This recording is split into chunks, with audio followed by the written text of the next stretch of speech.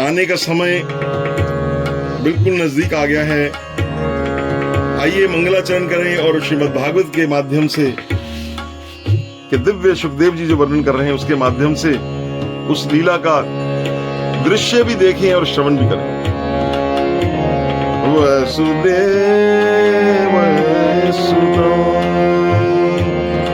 कंस चाणूर मर्दनं देवकी परमानंदम्।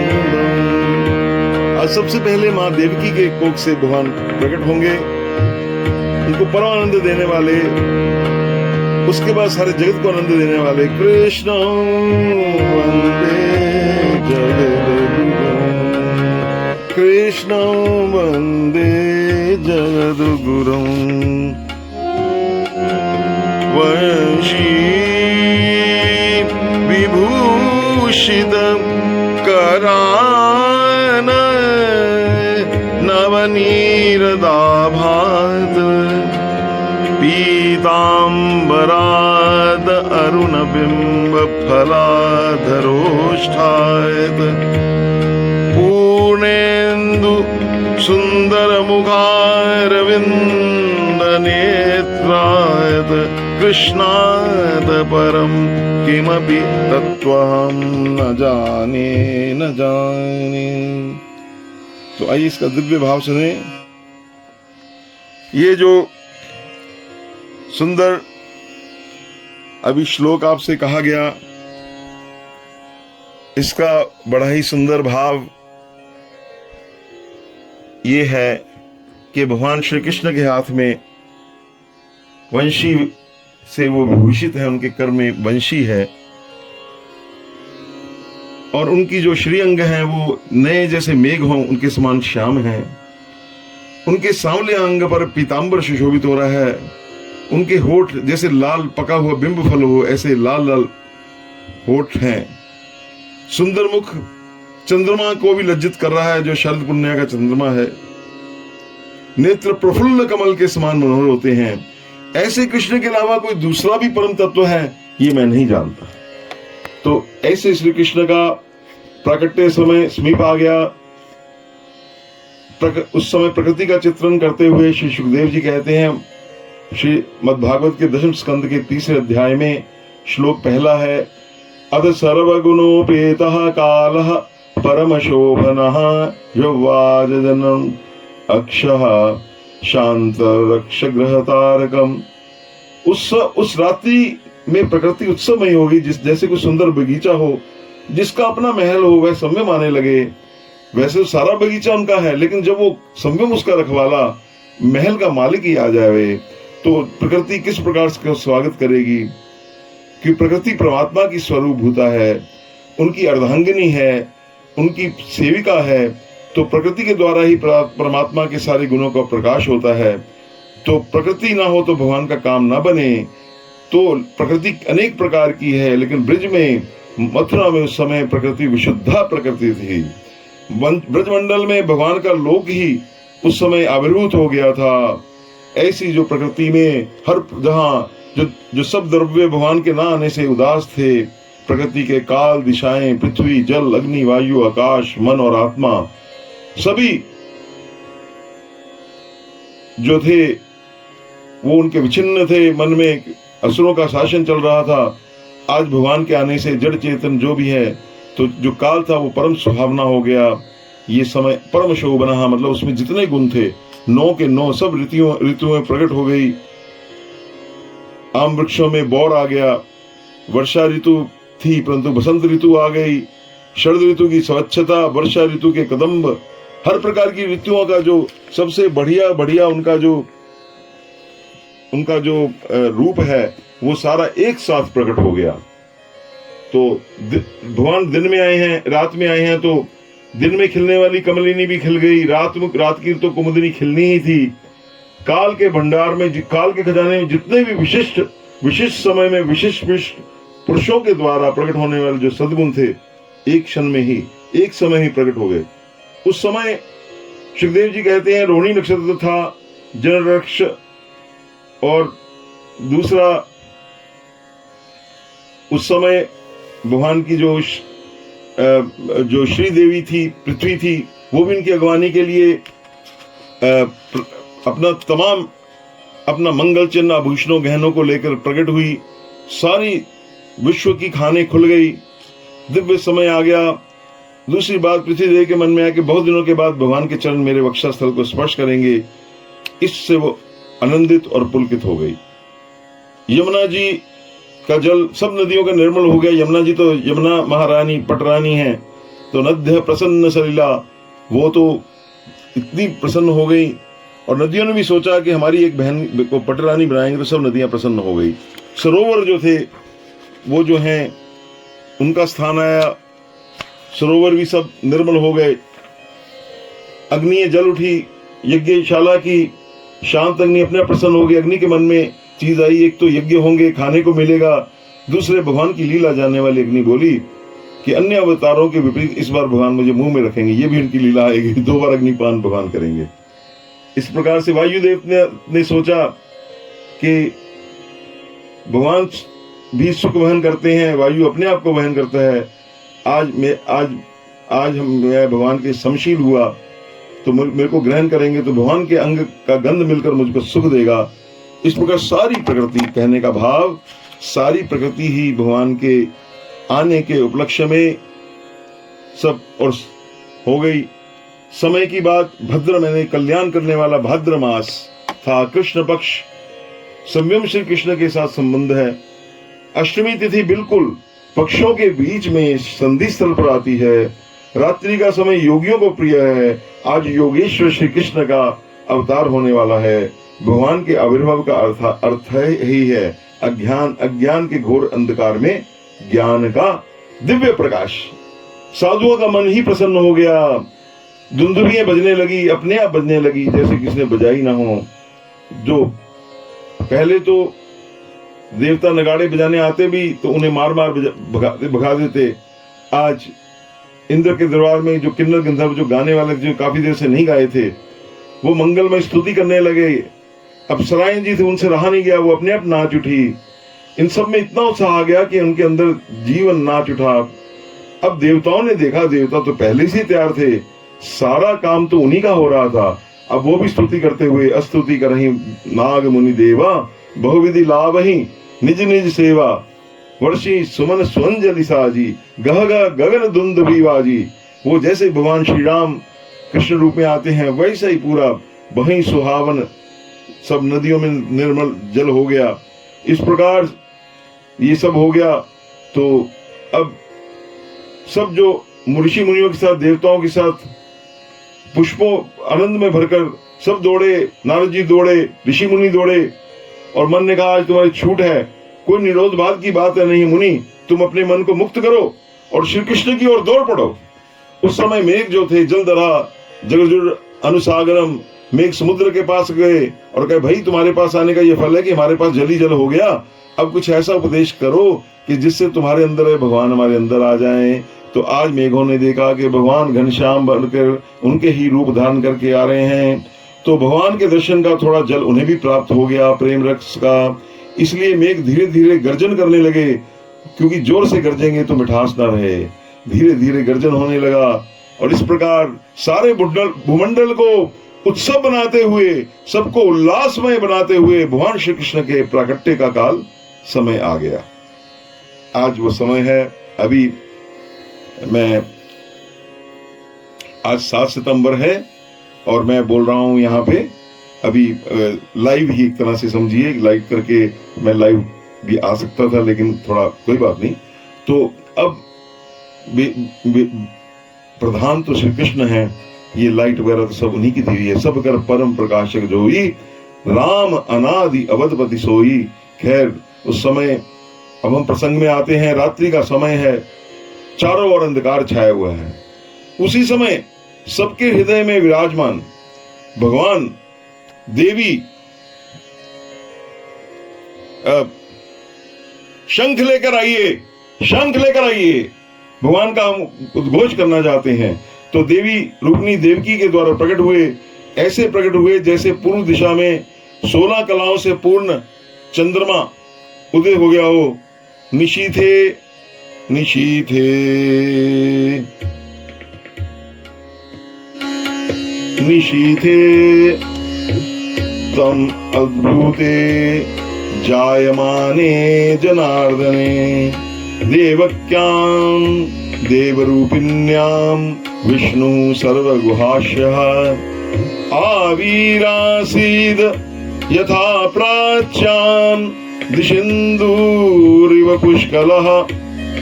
अब भगवान के आने का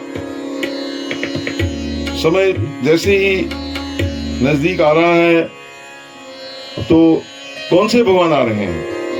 अजन्मा, जिनका जन्म नहीं होता। तो ये ठीक है कि भगवान गर्भ से उनका आना या भगवान का जन्म हुआ है, उनके लिए सब उनके लिए संभव है। लेकिन उनका जन्म हम लोग जैसा जन्म नहीं है। जैसा जन्म वे कैसे प्रकट हुए, क्या रूप था, इसका बड़ा सुंदर वर्णन हम सुखदेव जी के माध्यम से करेंगे। शंख लेकर आओ। तो इस प्रकार से उस समय का वर्णन कर रहे हैं। आप उस समय का वर्णन सुनिए।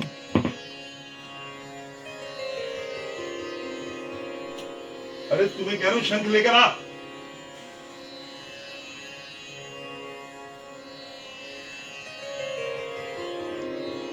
तो उस समय का वर्णन करते हुए कह रहे हैं कैसा बालक है।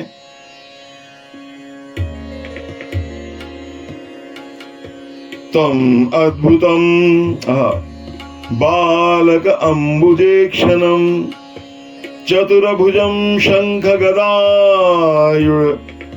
आयुधम श्रीवत्स लक्ष्मम गल शोभिकोस्तुभम पीतांबरम सांद्रपयोद सौभगम महार्हा वैदूर्य किरीट कुंडल त्विषा परिशवक्त सहस्र कुंतलम उद्दामकात्रवंग गंधकम कंकनादि विरोचमानं वसुदेव ऐक्षत स विस्मयोत्फुल्ल विलोचनो हरिसुतं विलोकया नक्दुन्दभी सदा कृष्णावतारो उत्सव संभ्रमो सप्रश्यन् मुदो द्विजो भयो युत माप प्लुतो गवाम।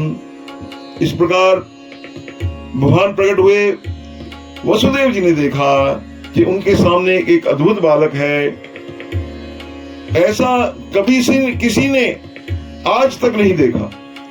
चार भुजा वाला, शंख चक्र गदा पद्मधारी, हाथ में मुकुट लिए, पीतांबरधारी, तमाम आभूषणों से कौस्तुभ मुनि से युक्त किरीट कुंडल वाला, घुंघराले वाला अद्भुत बालक उन्होंने देखा।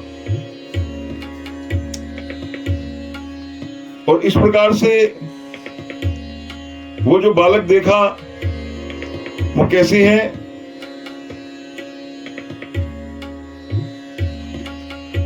उसका वर्णन करते हुए हमारे पोद्दार जी भाई जी ने लिखा है, सुंदर पद लिखा है।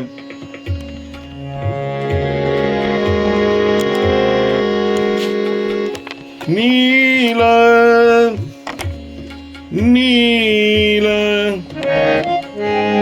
श्याम अद्भुत तेजोमय बालक कमल नयन भुज चार चक्र गदा दक्षिण कर शोभित वाम शंख पंकज की धार कौस्तुभ मणि श्रीवास वक्ष पर उर्मे रतन कुसुम के हार अति सुंदर पीतांबर कटि में करधनी मणिमय शोभा सार मणि वैदुर्य महार्ध विनर्मित मुकुट शीश घुंघराले केश चमक रहे अति सूर्य रश्मि से पाकर कुंडल कांति विशेष। यहाँ भगवान चतुर्भुज रूप में प्रकट हो गए हैं। भगवान ने दिखाया कि मुझे जो गर्भ में आया हुआ मानते हैं वो मेरे रूप को नहीं जानते हैं। मैं सब कुछ बन सकता हूं परंतु अपने स्वरूप में नित्य स्थित रहता हूं। भगवान यहाँ बालक पीछे बने, पहले वे छोटे से जो बालक के रूप में प्रकट हुए वो भगवान विष्णु का छोटा सा रूप है। उनके नेत्र अंबुजेक्षम, कमल के समान उनमें कोमलता है, विशालता है। कमल के समान भगवान के कोमल विशाल नेत्रों को देखकर मन लुभा जाता है। 4 भुजाएं हैं, चारों भुजाओं में शंख चक्र गदा पद्म लिए हैं। वसुदेव जी के मन में आया कि भगवान के पार्षद भी तो ऐसे, तो कहीं उनके पार्षद ना हो। लेकिन पार्षदों में एक विशेषता है जो नहीं है, जो भगवान में है कि उनके कौस्तुभमणि नहीं होती। तो वो जो पार्षद हैं वो हैं उनके भगवान के श्री कौस्तुभमणि, श्री वत्स लक्ष्मम गल शोभी कौस्तुभम। हाँ, और भगवान के वक्षस्थल पर एक सोने की रेखा है दाहिनी ओर, जहां लक्ष्मी का चिन्ह होता है। तो श्री वत्स का चिन्ह भी देखा, जो देखा तो पहचान लिया, अरे ये तो भगवान वसुदेव जी बहुत विद्वान है, बहुत आगे उनकी स्तुति से पता चलेगा। तो उन्होंने कहा कि भगवान का शरीर कैसा है, ये जो वर्णन मैं आपको कर रहा हूँ ये सुखदेव जी जो वसुदेव जी ने देखा वो वर्णन कर रहे हैं। तो कहते वर्षाकालीन मेघ के समान परम सुंदर श्यामल शरीर है। शरीर को 3 तरह से उपमा दी गई है रामचरितमानस में। नील सरोरहु नीलमणि नील नीरधर श्याम। यहाँ पर भगवान का जो नील मेघ के समान अंग है उनको वैदुर्य मणि से जैसे उसका वो रंग उससे मिल रहा है। नवनील जैसे अभी नया नया जैसे बादल हो नया, ऐसा उनका वर्ण है। रसमय है, अत्यंत सुचिक्कन है, बहुत ही कोमल है, बहुत ही सुंदर है। तो ऐसे भगवान को देखने मात्र से वसुदेव जी गदगद हो रहे हैं। एक एक उनकी वस्तु देख रहे हैं। उनके घुंघराले बाल हैं, कुंडल हैं, और उनके जैसे उनके बालों पर सूर्य की किरणें पड़ती हैं, चमक उठते हैं। और कटी में बड़ी सुंदर करधनी की लड़ियां चमक रही हैं। भगवान की कांति अत्यंत दिव्यमयी है और रत्नमयी है। ऐसे भगवान को देखकर जैसे आपने श्री तिरुपति बालाजी के दर्शन करते हैं आज के युग में, इस प्रकार से भगवान के सब आभूषणों से जड़े हुए जगमग जगमग करते हुए हमारे श्री कन्हैया जी प्रकट हुए हैं। बोले कन्हैया लाल की जय।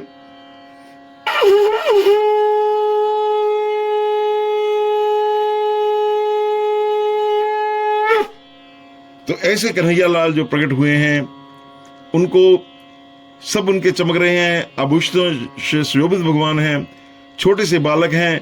उसी प्रकार से उनके अंग में जो छोटे भगवान प्रकट हुए हैं वो गहनों का भी जो नाप है वैसा ही उनके प्रत्येक अंग में गहने हैं। सब में अनोखी आभाएं निकल रही हैं।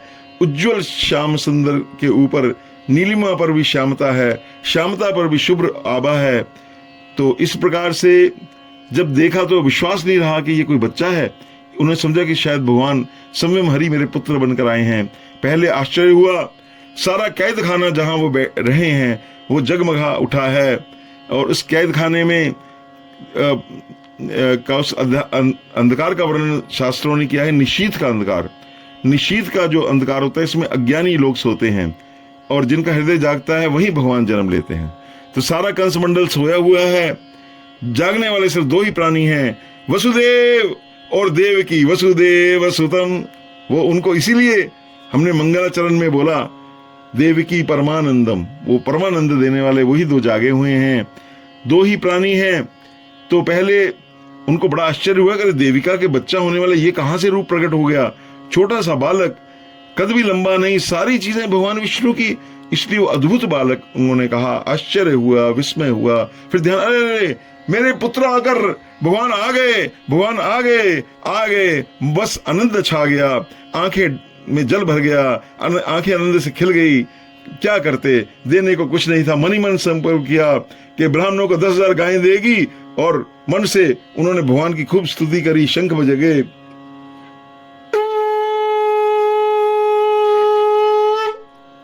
और श्याम घन कब बरसोगे आए, तो आज बरस गए हैं। वसुदेव जी भगवान के ऐश्वर्य माधुर्य दोनों ही भावों के मिले हुए भक्त थे, और नंद यशोदा जो हैं वो मधुर वात्सल्य के रूप हैं। ये उस प्रकार से वसुदेव देवकी नहीं है। बाकी वसुदेव और देवकी की भक्ति में कोई कमी भी नहीं है। वसुदेव वसुतम ही है भगवान, इसलिए तो उनके आए हैं। तो वसुदेव भगवान की ऐश्वर्य रूप की भी उपासना साथ साथ कर रहे हैं। युवाम माम पुत्र भावेन ब्रह्म भावेन चासकृत चिंत्यंतो कृत स्नेही यास्थे मदगतिम पराम। तुम दोनों का मेरे प्रति पुत्र भाव ही रहेगा और निरंतर ब्रह्म भाव ही रहेगा, ऐसा उनको भगवान जिसको जो जैसा बचता है उनको ऐसा बोला है। इस प्रकार भगवान जब प्रकट हो गए तो उसके बाद माँ जब उन्होंने स्तुति करी है, बड़ी सुंदर उन्होंने स्तुति की है, तो वसुदेव जी हो गए। उन्होंने कहा हम पढ़ते थे चतुर्भुज रूप का वर्णन, वो आज हमारे सामने प्रकट हो गया है। तो इस प्रकार वसुदेव जी ने भगवान को देखा, भक्त वो जब ये देखा तो वो अत्यंत प्रसन्न हो उठे हैं, उनमें वात्सल्य भाव आ गया ये, और वो उनको बड़े भाव से भगवान का वो कर रहे हैं। और उसी समय भगवान के जो देवकी माँ ने भी भगवान के दर्शन किए हैं, और इस प्रकार ये भगवान उसी समय जब वसुदेव और देवकी ने जो सम्मिलित स्तुति की है, तो वहां पे उन्होंने कहा, देवकी ने कहा, मैं कंस के भय से अधीर हो रही हूँ, यदि ऐसी बात है तो मुझे तुरंत गोकुल पहुंचा दो और यशोदा के गर्भ से प्रकट हुई माया को लेके आओ। और उसी समय भगवान ने सुनी वचन सुजाना, रोदन ठाना उनकी आज्ञा हुई है। उन्होंने कहा कि आप मेरे को कहो कि मैं बालक बन जाऊं, तो भगवान तुरंत शिशु रूप हो गए हैं। बोलिए बाल कृष्ण भगवान की जय। तो इस प्रकार भगवान का जो उनका बाल रूप है वो भगवान का अब प्रकट होने वाला है। इस प्रकार उनका ये जो रूप जब प्रकट हुआ है उसको देखकर उनको वसुदेव जी को ने देखा कि अभी जो भगवान शंख चक्र गदा पद्मधारी थे वो भगवान बड़े छोटे होकर शिशु रूप में प्रकट हो गए हैं, और उनके वात्सल्य भाव का आविर्भाव होने पर वो डर गए। शिशु को हृदय में लगाकर वे जाने का विचार करने लगे, पर जाएं कैसे? हाथों में हथकड़ी है, पैरों में बेड़ी है, लोहे का मजबूत दरवाजा है, बाहर शस्त्रधारी प्रहरी हैं। इससे वे अत्यंत विषादग्रस्त होकर मन ही मन भगवान के शरणापन्न हो गए। बस तुरंत हाथों की हथकड़ी, पैरों की बेड़ी खुल गई और विशाल लोह कपाट भी अपने आप ही खुले। ये स्थान आप जावें मथुरा में तो आप इसका दर्शन कर सकते हैं। भगवान की अघटन घटना पटीय सी माया शक्ति से ऐसा हो गया नहीं मानना चाहिए। श्री कृष्ण को हृदय पर रखते ही सारे बंधन हमारे संयम ही टूट जाते हैं। ये तो संसार विदित है। भगवान के आने के बाद कोई बंधन रहता ही नहीं है, ऐसा सब संतों का अनुभव है, और ये यथार्थ है। इसका अनुभव आप जो भी भगवान की जो भक्ति करेगा वो इसका अनुभव कर सकता है कि किस प्रकार भगवान के आने से, किस प्रकार भगवान के प्रकट होने से ये सारी बात बन जाती है। तो इस प्रकार भगवान का प्रादुर्भाव जो है वो भगवान विष्णु से भगवान जो हैं वो अब उस रूप में आ रहे हैं, अपना बालक रूप में। और आस्ते आस्ते वसुदेव जी ने उनको आज्ञा हो गई और प्रेरणा भी हो गई कि अब इनको लेकर मेरे को गोकुल की तरफ प्रस्थान करना चाहिए, क्योंकि यही भगवान की आज्ञा है। तो वो क्या हुआ, उस समय जितने थे पहरेरी वो सब सो गए, और उस समय जो इसी प्रकार जो माया की सांकल है हाथ पैर, वो तभी तक पड़ा रहता है जब तक भगवान वो छूटा ही जीव जब भगवान कृपा करें। तो वसुदेव जी की भांति वो जब श्री कृष्ण को छाती से चिपकाकर ब्रज की राह पर चल पड़ता है, भगवान की ओर चल पड़ जाता है, तो सारी माया मोह की हथकड़ियां टूट जाती हैं, काम क्रोध आदि पहरेदार सो जाते हैं, कामना वासना के कपाट खुल जाते हैं और भगवान वसुदेव जी की गोद में आकर इस बात का संकेत कर रहे हैं। अब वसुदेव जी कारागार से आइए, भगवान का आज अभी 4-5 मिनट का समय शेष है, तब हम आरती करेंगे। आरती बालकृष्ण की कीजिए करेंगे, तो भाई आरती लेके आओ। मैं यहाँ पे अपने जहाँ मैं बोल रहा हूँ यहाँ भी सबको कह रहा हूँ कि वो आरती ले आवें, ताकि हम उनकी आरती सजाकर भगवान की करें। समय आ गया है, 4-5 मिनट रह गए। आइए लीला को आगे बढ़ाते हैं। तो अब वसुदेव जी चारों ओर दृष्टि डालकर सब उस अंधेरे में, घोर अंधकार में धीरे धीरे चुपचाप मथुरा से ब्रज की ओर बढ़ रहे हैं। अगर आप वहां गए हो तो आपको स्मरण होगा कितना वो समय, कोई 5-7 किलोमीटर का जो भी समय है वो जो रास्ता है वो कवर कर रहे हैं। और उसी समय देवराज इंद्र के आदेश से काले काले बादल उमड़ गए, आए, धीरे धीरे वे गरजने लगे। बीच बीच में बिजली चमक रही है, बारिशें होने लगी। इंद्र ने विचार किया कि अगर ऐसी बारिश होगी तो कोई मथुरावासी घर से बाहर नहीं निकलेगा और वसुदेव जी के जाने का किसी को पता नहीं चल पाएगा। और बीच बीच में बिजली का प्रकाश होते रहने से अंधेरे में वसुदेव जी को कष्ट भी न होगा। श्री कृष्ण को हृदय में रखकर अंधकार मार्ग में चल पड़ने पर भी मनुष्य पथभ्रष्ट नहीं हो सकता। इसलिए बिजली बार बार हंसकर वसुदेव जी को पथ बतला रही है। वसुदेव जी चुपचाप परंतु शीघ्रता से आगे बढ़ रहे हैं। आकाश में मेघों को आते ही भगवान अनंत देव जो सहस्त्र फन वाले शेष, वो अपनी सेवा के लिए आए हैं और उन्हें हजारों फन फैलाकर वसुदेव जी के सारे अंगों पर छाया करने के बाद उनके पीछे चलने लगे। संकर्षण श्री कृष्ण के ही दूसरे रूप हैं। वो उनको कन्हैया को भी ले आओ, उनको भी यहाँ ले आओ, तो ताकि हम उनकी आरती कर सकें। वो भी ले आओ, यहीं पे आ जाओ। तो इस प्रकार श्री कृष्ण की सेवा करते ही रहते हैं। तो संयम श्री कृष्ण इस आनंद का आस्वादन करने के लोभ से वहां पे उनके शय्यासन पर वो बैठे रहते। वो उनकी कहते ब्रह्मांड पुराण के अनुसार शेष जी शैया भी हैं, आसन भी है, वस्त्र भी हैं, पादुका भी हैं, छत्र भी हैं, चवर हैं, सब कुछ वही हैं। वसुदेव जी को पता नहीं चला। ये ऐसी लीला है। अब जैसे वसुदेव जी यमुना जी के पास पहुंचे, यमुना जी मानो भयानक तूफान आ गया है।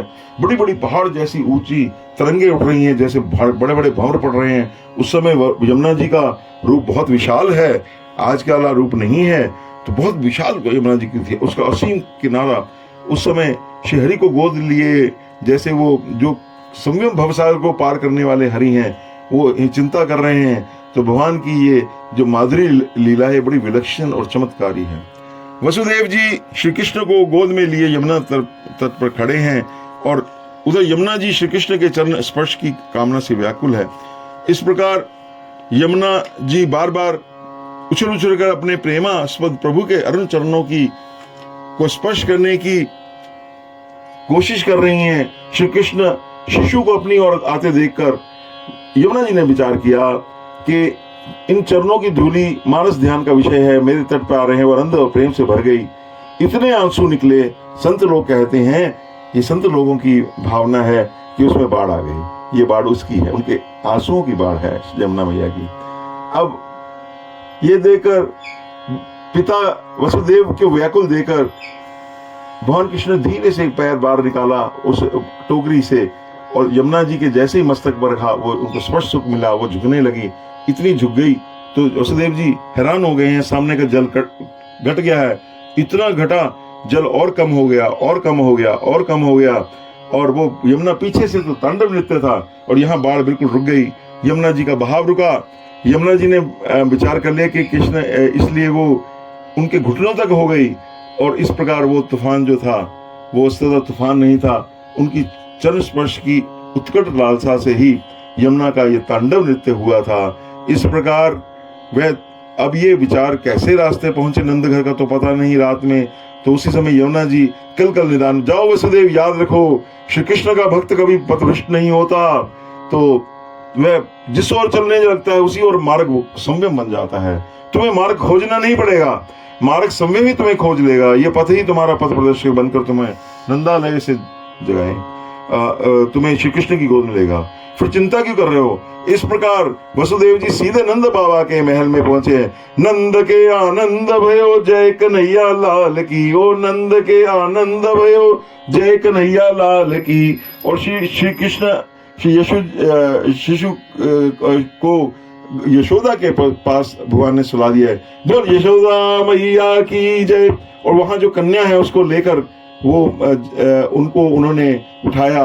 वो श्री कृष्ण की लीला से रोने पर ही यशोदा जागी और उन्हें ऐसा ही लगा कि उनके श्याम वन पुत्र हुआ है, लाल भयो है। ददृशे च प्रबुद्धा सा यशोदा जात्मा आत्मजम नीलोत्पल दल श्यामम ततो व्यर्थम मुदम ययो।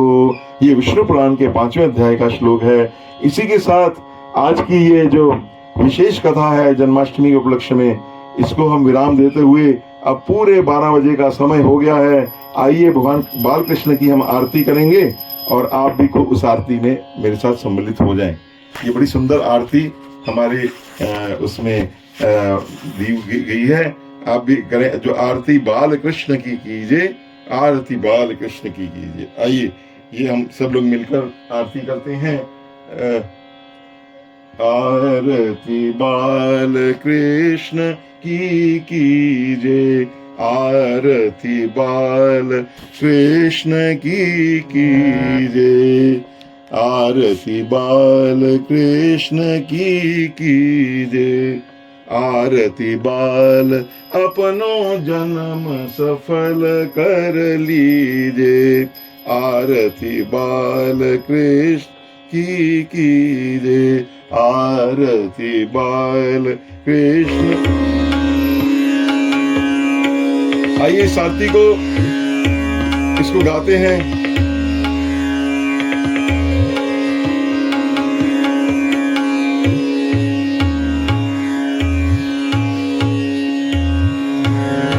आरती बाल कृष्ण अपनो जन्म सुफल कर लीजिए, आरती बाल कृष्ण की कीजिए, श्री यशोदा को परम दुलारो, बाबा की अखियन को तारो, गोपिन के प्राणन सो प्यारो, इन पे प्राण निछावर कीजिए, आरती बाल कृष्ण की कीजिए। प्रसाद भी लगाओ भाई भगवान को। बलदाऊ को छोड़ो मैया, या कनुआ कहता बोलत मैया, परम मुदित मन लेत भलैया, यह छवि नैनन में भरी लीजिए, आरती बाल कृष्ण की कीजिए, श्री राधावर सुगर कन्हैया, ब्रज जन को नवनीत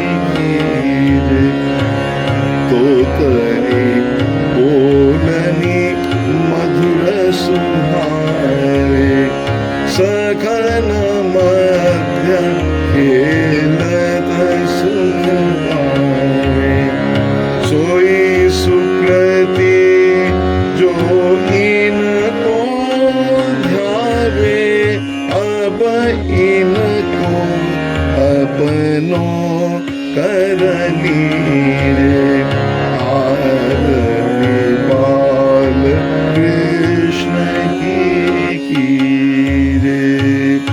बोले बाल कृष्ण भगवान की जय। बोले बाल कृष्ण। अब भगवान को भोग लग रहा है, हम यहाँ सात कथा का आनंद ले रहे हैं। भगवान कृष्ण को अभी हमने चरणामृत उनका लेंगे, उनको प्रसाद लिया है।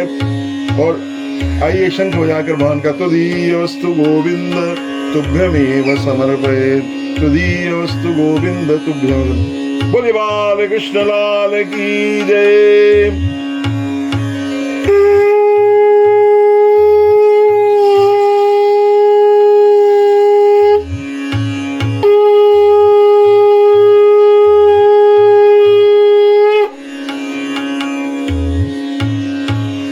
इस प्रकार आज इस प्रसंग को अपने हृदय में रखकर, ये प्रसंग कोई लगातार हमारे हृदय में बसता रहे, इस मधुर झांकी के साथ मैं अपनी वाणी को यहाँ विराम देकर उसी आनंद में हम डूबकर कल हम आनंद महोत्सव मनाएंगे। बोले कृष्ण लाल भगवान की।